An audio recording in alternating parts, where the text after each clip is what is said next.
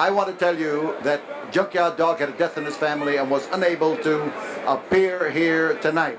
In his place, Dick Slater wrestled Ted DiBiase in a wild and sensational battle. One fall with a 60-minute time limit for the North American heavyweight title and belt. One fall with a 60-minute time limit. Introducing to you first, the challenger, weighing 230 pounds from Atlanta, Georgia, Dick Slater.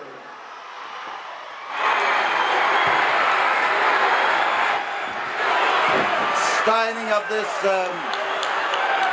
match, the start of it. So, Ted DiBiase, the North American champion, steps in against Dick Slater. And Dick Slater is as tough as individuals come. The referee trying to get this thing off to a start that at least has some semblance of being orderly. Dick Slater has complained that DiBiase has something in that contraption he wears on his right hand. Now, a man's allowed to wear an orthopedic appliance or an orthopedic help, bandage, knee pads, things of that nature.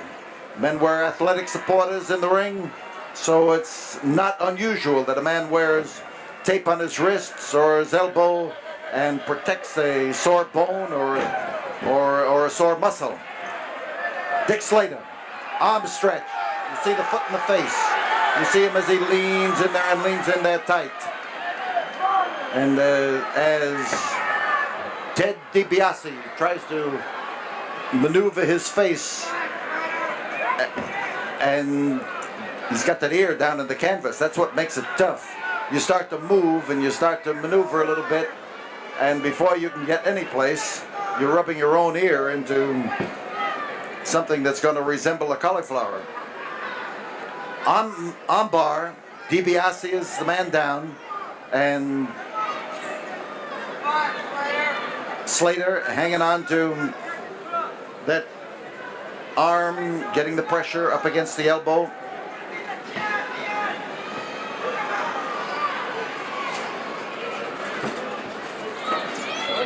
So DiBiase is in the corner, and Slater just hung on to that hold, wouldn't let him get away, but the referee's going to break it down anyway, and the North American champion stays backed up against the corner, and here he is trying to take a quick advantage of Dick Slater, but Slater just wouldn't go that way.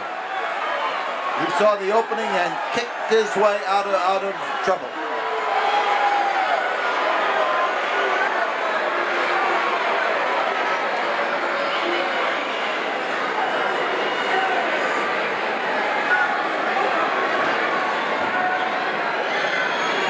That's DiBiase. He comes into the ring. His North American title is on the line. Slater, a man who has held numerous state titles, Georgia title, Louisiana title, Florida title, Texas, Southwest heavyweight championship. He knows what it is to battle for a title and to battle to hang on to one. DiBiase comes from a wrestling family. His father was national AAU champion. His father was champion in the of the services when he was in uniform, and his father, as a heavyweight, turned in some tremendous battles. He died in the ring in Amarillo, Iron Mike DiBiase, but his son followed in his footsteps in great fashion, and there goes, he goes for the pin. Dick Slater with that rollover that time and tried to put the pressure on with a body press and squeeze him down to the deck.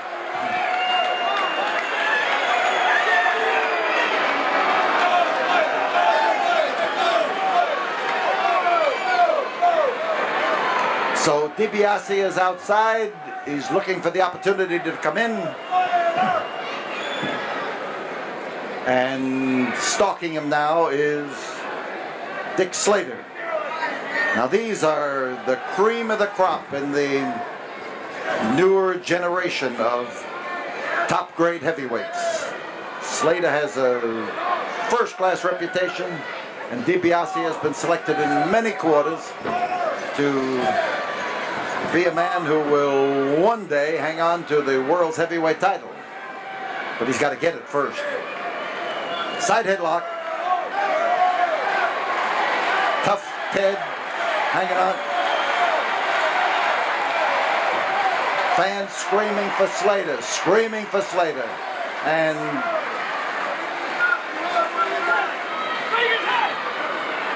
there it is, around there, smashed into the nose.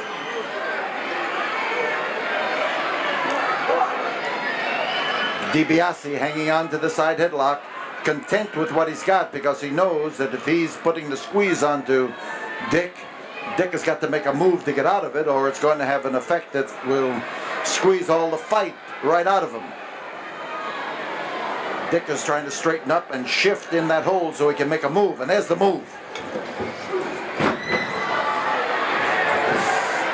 Tackle, and whoa! He came soaring through the air and in trouble.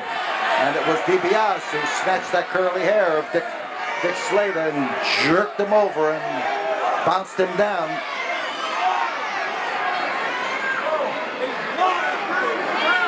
Reverse chin lock for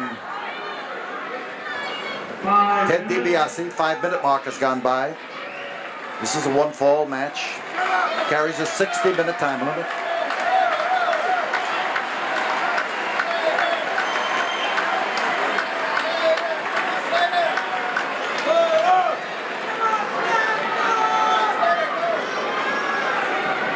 Grip is DiBiase. It's a reverse chin lock. You see that chin resting in the crook of the arm.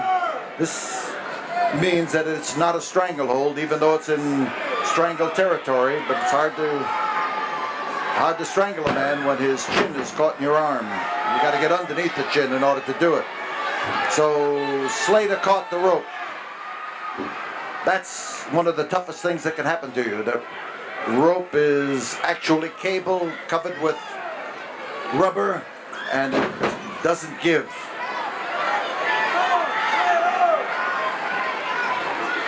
And DiBiase aims and drops in there and lands hard. He's on top. There's one. There is a 2 count, but that was all.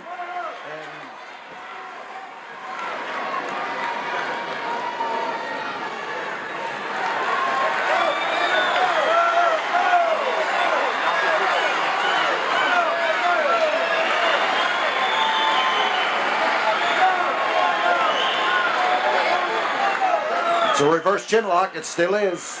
It's not a chokehold. It is Ted DiBiase leaning in there, pouring in there, and making sure that he gets the most effect from the hold. Slater in a position that is uncomfortable to say the least. Being back on his haunches that way, it makes it difficult for him to make the first move. He's got to get into a more advantageous position in order to make the counter move.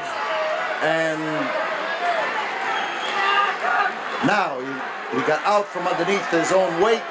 He moves up into a better position, but he is not moving. He's trying to get that strength together. There it is.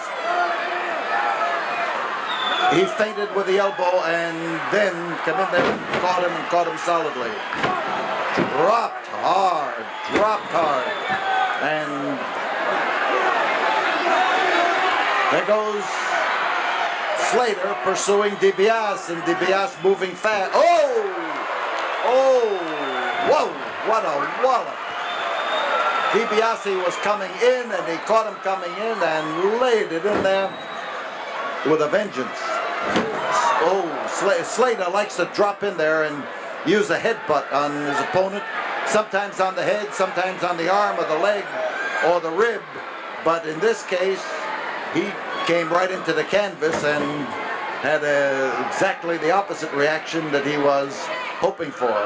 And this DiBiase comes in there with his knee. There's one, there's two. North American heavyweight title at stake as Ted DiBiase defends against the toughness of Dick Slater. Dick Slater's a hot favorite here in Houston, and properly so. He's a man who has always given more than his 100%. Fans appreciate a fellow that gets out there and pitches.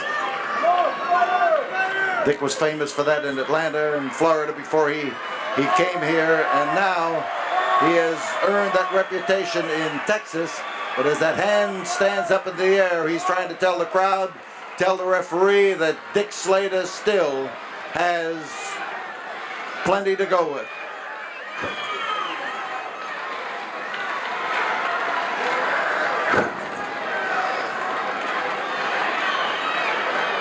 DiBiase, side headlock, and as Slater picks him up, a back body drop, and oh, as he dropped him hard that time, but DiBiase caught part of it and Slater caught part of it, and now he's looking for a billy goat, but Slater takes pride in the hardness of his head, and 10 minutes have gone by as Slater looks to charge in there. DiBiase going into the ropes and coming off. Oh, he turned around that time and went to charge into Ted DiBiase, and you saw what happened. They just literally met face on. DiBiase on top. There's one, there's two, and that's all. DiBiase was trying for a pin with just whatever he had left because he thought that that he could make it. Now, Slater sees an opportunity. He measures him. Slater wind up the pitch. And the champion is down. There's Slater on top. There's one. There's two. Just two. Just two. And DiBiase scurries around there in order to get into a more advantageous spot.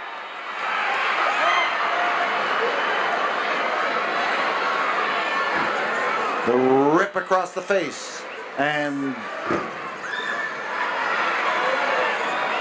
again. Well, Dick Slater that time really discombobulated Ted DiBiase. He proved that his head can take it, and he can hand it back to him. Moving in, Slater, and DiBiase's looking for the referee to step in there and keep Slater from annihilating him. Outside goes the champion. Hit that rope, and oh, that just makes the fall that much more difficult. He got the snap of the rope, he hit the apron, and then he hit the floor.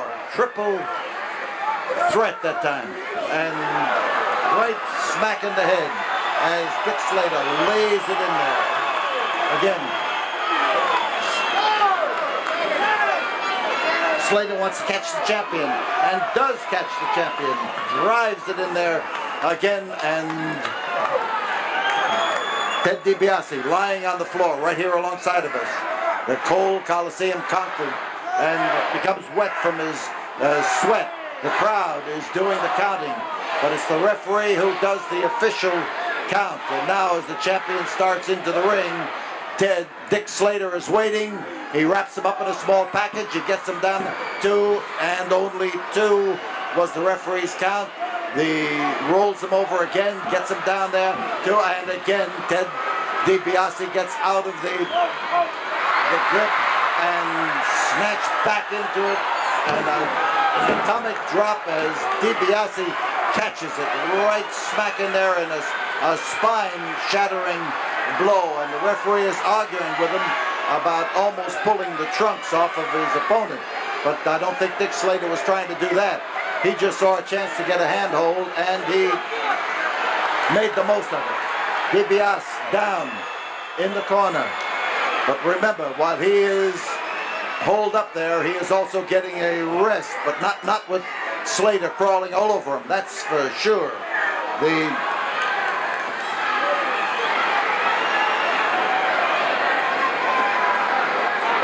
action still in the corner. The champion slowly getting up. He got to help getting up. Oh, right in the jaw. Caught him coming in and drove it in there.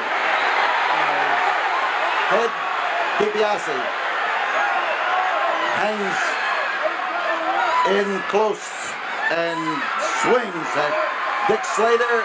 We get an atomic drop, and DiBiase is caught now in the possibility of a figure four leg lock, a leg breaker, and Dick Slater hangs onto it and pours it to Ted DiBiase. He lays it in there, and this could force the champion to quit. And he comes over there with that right hand of his and clobbers Dick Slater on the jaw, and it broke the hold, and the man who wins the fall and just barely wins it.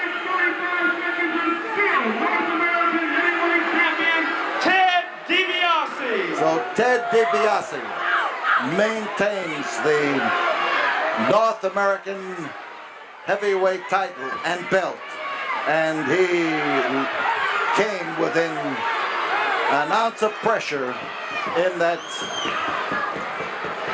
figure four leg lock of either getting a broken leg or losing the title. We'll be back here in a moment after we have this word from the studio. Everything is confusion here. The wildest action has taken place in this building tonight. The wildest kind of action.